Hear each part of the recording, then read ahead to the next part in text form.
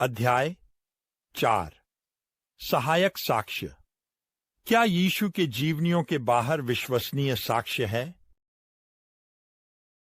Harry एलेमैन ने मुड़कर अपनी अंगुली मेरी ओर की। तुम, उसने कहा, शब्द को घृणा के साथ थूकते हुए, तुम मेरे बारे में वो बातें क्यों लिखते रहते हो? फिर वह घूमकर अदालत के पीछे की सीढ़ियों से गायब हो गया ताकि उन रिपोर्टरों से बच सके जो उसका पीछा कर रहे थे। वास्तव में 1970 के दशक में शिकागो में एक अपराध रिपोर्टर होना और हैरी एलेमैन के बारे में न लिखना मुश्किल था। वह आखिरकार अपराध सिंडिकेट का आदर्श हिटमैन था और शिकागो वासी एक विकृत तरीके से माफिया के बारे में पढ़ना पसंद करते हैं। अभियोजक डेस्परेटली एलेमैन को उसके सिंडिकेट के बॉसों की ओर से किए गए एक ठंडे खून वाले हत्या के लिए जेल में डालना चाहते थे। समस्या निश्चित रूप से एलेमैन की डरावनी प्रतिष्ठा के खिलाफ गवाही देने के लिए किसी को ढूंढना मुश्किल था। फिर उन्हें बड़ा मौका मिला।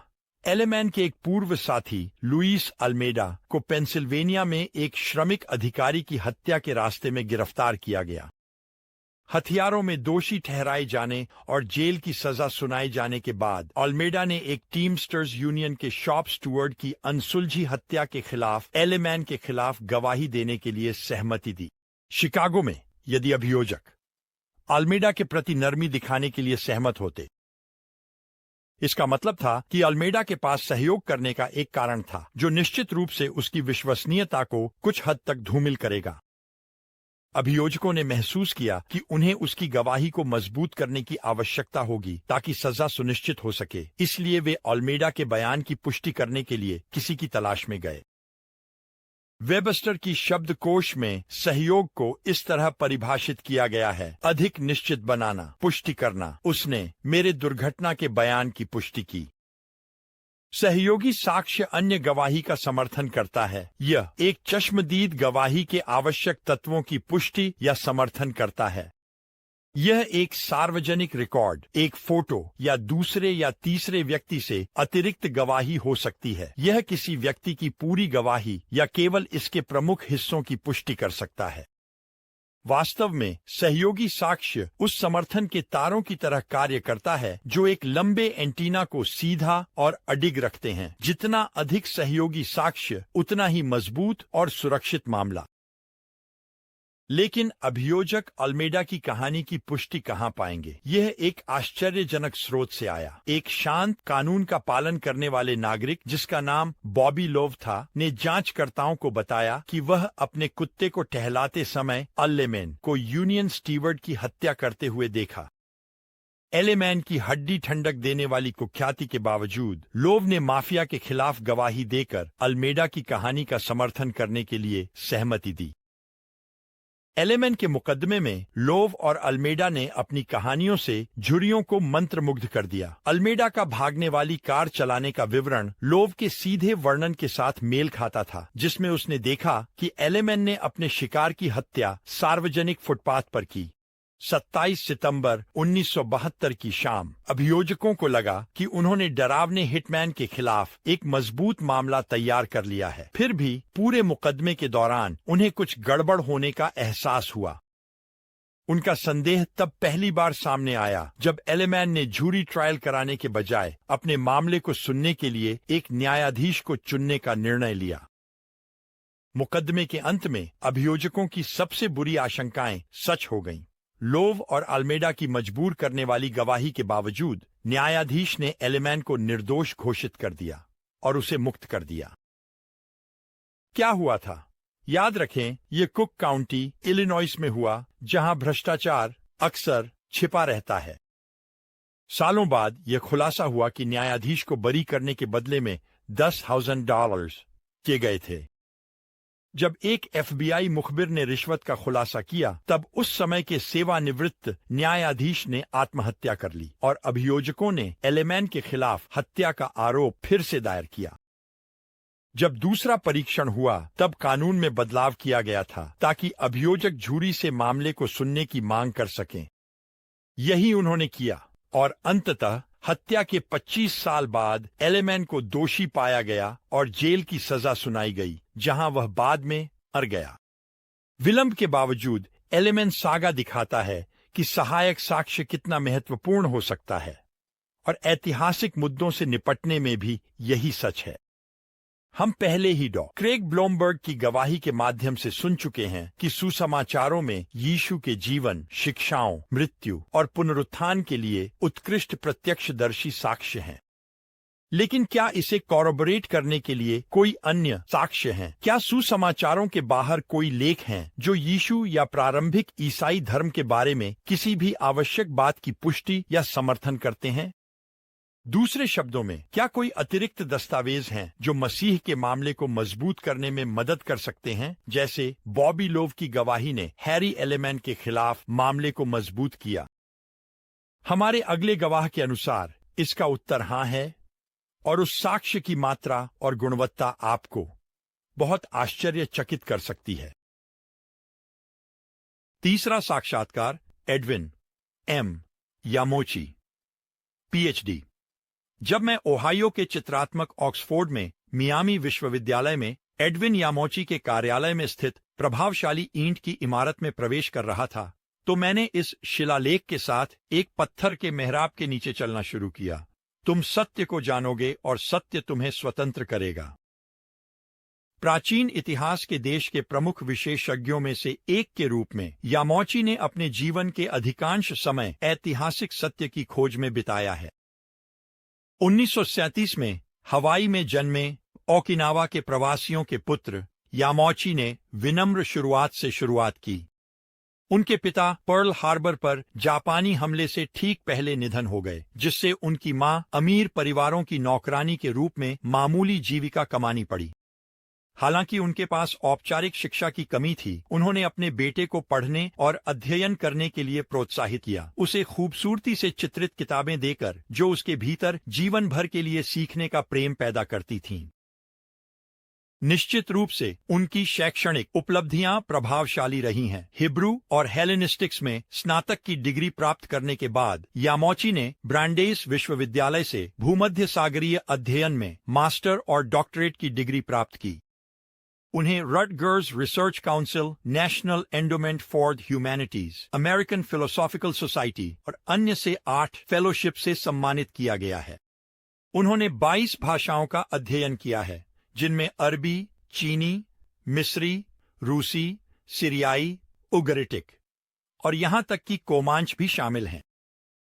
उन्होंने विद्वान समाजों के सामने 71 पत्र प्रस्तुत किए, 100 से अधिक सेमिनारों, विश्वविद्यालयों और कॉलेजों में व्याख्यान दिया, जिनमें येल, प्रिंसटन और कॉर्नेल शामिल हैं। बाइबल अनुसंधान संस्थान के अध्यक्ष और फिर अध्यक्ष के रूप में कार्य किया और विश्वास और इतिहास पर सम्मेलन के अध्यक्ष रहे और 37 शैक्षणिक पत्रिकाओं में 80 लेख प्रकाशित किए।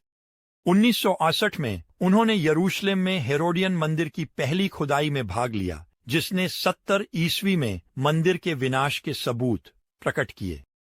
पुरातत्व भी उनकी कई पुस्तकों का विषय रहा है, जिनमें the stones and the scriptures, एड स्क्रिप्चर्स एंड आर्कियोलॉजी और फर्स्ट क्रिश्चियंस की दुनिया शामिल हैं।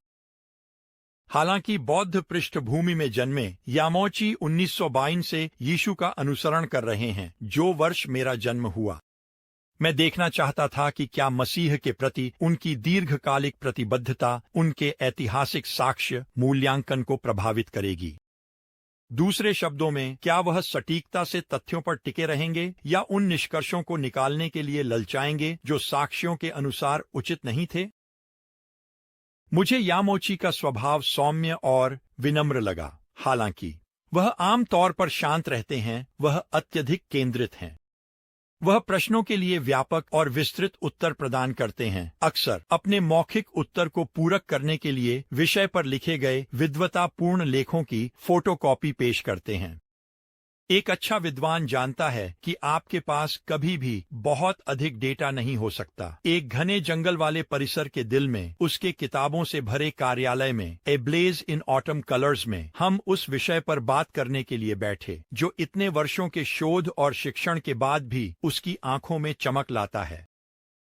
ब्लॉमबर्ग के साथ मेरी साक्षात्कार। मैं सुझाव नहीं देना चाहता था कि हमें यीशु के बारे में विश्वसनीय साक्ष्य खोजने के लिए सुसमाचारों आगे बढ़ने की आवश्यकता है। इसलिए मैंने यामोची प्रश्न पूछने से शुरुआत की। एक इतिहासकार के रूप में क्या आप मुझे सुसमाचारों की ऐतिहासिक विश्वसनीयता का अपना आकलन दे सकते हैं? कुल मिलाकर सुसमाचार उत्कृष्ट स्रोत हैं, उन्होंने उत्तर दिया। वास्तव में वे यीशु के लिए सबसे विश्वसनीय, पूर्ण और भरोसेमंद स्रोत हैं। संयोगिक स्रोत वास्तव में अधिक विस्तृत जानकारी नहीं जोड़ते, हालांकि वे सहायक साक्ष्य के रूप में मूल्यवान हैं। ठीक है, यही मैं चर्चा करना चाहता हूं, सहायक साक्ष्य, मैंने कहा। चलो ईमानदार रहें। कुछ लोग इस पर हंसते हैं कि वास्तव में कितना है। उदाहरण के लिए 1969 में चार्ल्स टेम्पल्टन ने एक्ट ऑफ गॉड नामक एक उपन्यास लिखा, जिसमें एक काल्पनिक पुरातत्वज्ञ ने एक ऐसा बयान दिया जो बहुत से लोगों की मान्यताओं को दर्शाता है। मैंने किताब निकाली और संबंधित पैराग्राफ पढ़ा। ईसाई चर्च अपने दावों को मुख्य रूप से एक अस्पष्ट युवा यहूदी के शिक्षाओं पर आधारित करता है, जिसके पास मसीहाई आकांक्षाएं थीं, जो सच कहें अपने जीवन काल में ज्यादा प्रभाव नहीं छोड़ सका। उसके बारे में धर्मनिरपेक्ष इतिहास में एक भी शब्द नहीं है, एक शब्द भी नहीं। रोमनों द्वारा उसका कोई उल्लेख नहीं, यीशु द्वारा तो कोई संदर्भ भी नहीं। अब मैंने थोड़ा तीखे स्वर में कहा, ऐसा नहीं लगता कि बाइबल के बाहर यीशु के जीवन का बहुत सहायक साक्ष्य है। यामोची मुस्कुराए और सिर हिलाया। टेम्पल्टन का पुरातत्वज्ञ बस गलत है, उन्होंने एक तिरस्कारपूर्ण स्वर में उत्तर दिया, क्योंकि हमारे पास यीशु और टेसिटस में यीशु के बारे में बहुत बहुत महत्वपूर्ण संदर्भ हैं। स्वयं गॉस्पेल कहते हैं कि कई लोग जिन्होंने उसे सुना, यहाँ तक कि उसके अपने परिवार के सदस्य भी, उसके जीवन काल में यीशु पर विश्वास नहीं करते थे।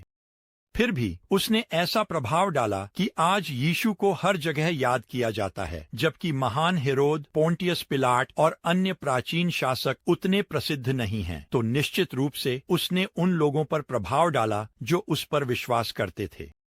वह रुके और जोड़ा, निश्चित रूप से उन्होंने उन लोगों में नहीं किया जो उस पर विश्वास नहीं करते थे। टेम्पल्टन और यामोची दोनों ने पहले सदी के इतिहासकार यीशु का उल्लेख किया, जिनका नाम आज अधिकांश लोगों के लिए अपरिचित है। मुझे उसके बारे में कुछ पृष्ठभूमि बताओ और बताओ कि उसका गवाही यीशु के बारे में सहायक साक्ष्य कैसे प्रदान करती है। हाँ, निश्चित रूप से, यामोची ने उत्तर दिया जब उन्होंने अपने पैरों को पार किया और अपनी कुर्सी में और गहराई से बैठ गए। यीशु पहले सदी के एक बहुत महत्वपूर्ण यहूदी इतिहासकार थे। वह 87 ईस्वी में पैदा हुए और उन्होंने अपने 4 कार्यों में से अधिकांश पहले सदी के अंत की ओर लिखा। अपनी आत्मकथा में उन्होंने यहूदी रोमन युद्ध में अपने व्यवहार का बचाव किया, जो 66 से 74 ईस्वी के बीच हुआ। उन्होंने ग्याडापाटा की घेराबंदी के दौरान रोमन जनरल वेस्पासियन के सामने आत्मसमर्पण कर दिया। उनके कई सहयोगियों ने हार मानने के बजाय आत्महत्या कर ली। प्रोफेसर हंसे और कहा, यीशु ने तय किया कि आत्महत्या करना भगवान की इच्छा नहीं थी। फिर वह रोमनों का रक्षक बन गया।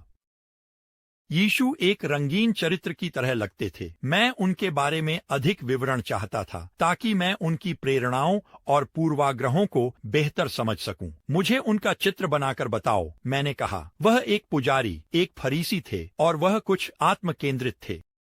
उनका सबसे महत्वाकांक्षी काम द एंटीक्विटीज कहलाता था, जो यहूदी लोगों का इतिहास था, सृष्टि से लेकर उनके समय तक। उन्होंने शायद इसे लगभग 93 ईस्वी में पूरा किया। जैसा कि आप रोमन के साथ उनकी नफरत भरी सहयोग से कल्पना कर सकते हैं, यीशु अपने साथी यहूदियों द्वारा अत्यधिक नापसंद किए जाते थे। लेकिन वह ईसाइयों के बीच बहुत लोकप्रिय हो गए, क्योंकि अपनी रचनाओं में वह यीशु के भाई याकूब और स्वयं यीशु का उल्लेख करते हैं। यहाँ हमारे लिए गॉस्पेल के बाहर यीशु के लिए पुष्टि का पहला उदाहरण था।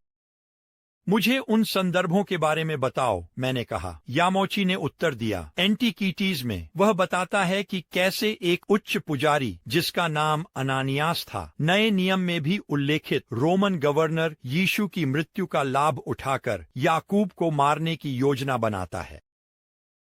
वह अपनी किताबों की अलमारी की ओर झुके, एक मोटा खंड निकाला और एक पृष्ठ पर पलटा जिसका स्थान उन्हें दिल से याद था। यहाँ यह है, उन्होंने कहा। उन्होंने सन्हेद्रिन की एक बैठक बुलाई और उनके सामने एक आदमी को पेश किया जिसका नाम याकूब था, जो यीशु, जिसे मसीह कहा जाता था, का भाई था, और कुछ अन्य। उन्होंने उन पर कानून का उल्लंघन करने का आरोप लगाया और उन्हें पत्थर मारने के लिए सौंप दिया। मैं किसी भी विद्वान के बारे में नहीं जानता, यामोची ने आत्मविश्वास से कहा, जिसने इस अंश को सफलतापूर्वक विवादित किया हो। L.H. फेल्डमैन ने नोटेड किया कि यदि यह पाठ में बाद का ईसाई जोड़ होता तो यह याकूब की अधिक प्रशंसा करता। तो यहाँ आपके पास यीशु के भाई का संदर्भ है, जो स्पष्ट रूप से पुनर्जीवित मसीह के प्रकट होने से परिवर्तित हो गए थे। यदि आप यूहन्ना 7:5 और 1 कुरिन्थियों 15:7 की तुलना करें और इस तथ्य की पुष्टि करें कि कुछ लोग यीशु को मसीह मानते हैं, जिसका अर्थ है अभिषिक्त व्यक्ति, मसीहा। मुझे पता था कि यीशु ने यीशु के बारे में एक और लंबा खंड लिखा है जिसे कहा जाता है टेस्टिमोनियम फ्लावियनम। मुझे पता था कि यह अंश प्राचीन साहित्य में सबसे अधिक विवादित में से एक था, क्योंकि इसके सतह पर यह यीशु के जीवन, चमत्कारों, मृत्यु और पुनरुत्थान की व्यापक पुष्टि प्रदान करता हुआ प्रतीत होता है। लेकिन क्या यह प्रामाणिक है? इसे वर्षों से यीशु के पक्ष में लोगों द्वारा बदल दिया गया है। मैंने यामोची से उनकी राय मांगी और तुरंत स्पष्ट हो गया कि मैंने उनके लिए उच्च रुचि के क्षेत्र में प्रवेश किया है। उन्होंने अपनी टांगें खोलीं और अपनी कुर्सी पर सीधे बैठ गए। यह एक दिलचस्प अंश है, उन्होंने उत्साह के साथ कहा, आगे झुकते हुए, हाथ में किताब लिए। लेकिन हाँ, यह विवादास्पद है। इसके साथ उन्होंने इसे मुझे पढ़कर सुनाया। इस समय यीशु एक बुद्धिमान व्यक्ति जीवित थे, यदि वास्तव में किसी को उन्हें एक व्यक्ति कहना चाहिए, क्योंकि वह एक ऐसा व्यक्ति था जिसने आश्चर्यजनक कारनामे किए, और वह उन लोगों का शिक्षक था जो सत्य को खुशी से स्वीकार करते हैं। उन्होंने कई यहूदियों और कई यूनानियों को जीत लिया। वह मसीह थे। जब पिलातुस ने उन्हें हमारे बीच के उच्चतम दर्जे के लोगों द्वारा आरोपित सुनकर उन्हें सूली पर चढ़ाने की सजा दी, तो जिन्होंने पहले स्थान पर उन्हें प्यार करना शुरू किया था, उन्होंने अपने प्रति अपनी स्नेह को नहीं छोड़ा। तीसरे दिन वह उन्हें जीवन में लौटकर प्रकट हुए, क्योंकि भगवान के भविष्यवक्ताओं ने उनके बारे में इन और अनगिनत अन्य अद्भुत चीजों की भविष्यवाणी की थी, और उनके नाम पर ईसाई कहलाने वाला समुदाय आज तक नहीं गायब हुआ है। यीशु के लिए समर्थन की समृद्धि स्पष्ट रूप से दिखाई दे रही थी। क्या आप सहमत हैं कि यह विवादास्पद था? मैंने पूछा। इस अंश के बारे में विद्वानों ने क्या निष्कर्ष निकाला? उन्होंने कहा, इस बारे में विद्या 3 प्रवृत्तियों से गुजरी है। स्पष्ट कारणों से प्रारंभिक ईसाइयों ने इसे यीशु और उनके पुनरुत्थान का एक अद्भुत और पूरी तरह से प्रामाणिक प्रमाण माना। उन्होंने इसे पसंद किया। फिर पूरे अंश पर कम से कम कुछ विद्वानों द्वारा प्रबोधन के दौरान सवाल उठाए गए। लेकिन आज यहूदी और ईसाई विद्वानों के बीच एक अद्भुत सहमति है कि पूरा अंश प्रामाणिक है, हालांकि इसमें कुछ अंतर्विष्टियां हो सकती हैं। मैं अपनी भौहें उठाता हूं। अंतर्विष्टियां, क्या आप यह स्पष्ट करेंगे कि आप इसका क्या मतलब समझते हैं? इसका मतलब है कि प्रारंभिक ईसाई प्रतिलिपिकारों ने कुछ वाक्यांश डाले जो एक यहूदी लेखक जैसे यीशु ने नहीं लिखे होंगे, यामोची ने कहा। उन्होंने पुस्तक में एक वाक्य की ओर इशारा किया। उदाहरण के लिए, पहली पंक्ति कहती है, इस समय यीशु एक बुद्धिमान व्यक्ति जीवित थे। यह वाक्यांश ईसाइयों द्वारा यीशु के लिए उपयोग नहीं किया जाता, इसलिए यह यीशु के लिए प्रतीत होता है। लेकिन अगला वाक्य कहता है, यदि वास्तव में किसी को उसे एक आदमी कहना चाहिए, यह संकेत करता है कि यीशु मानव से अधिक थे, जो एक अंतर्विष्टि प्रतीत होती है।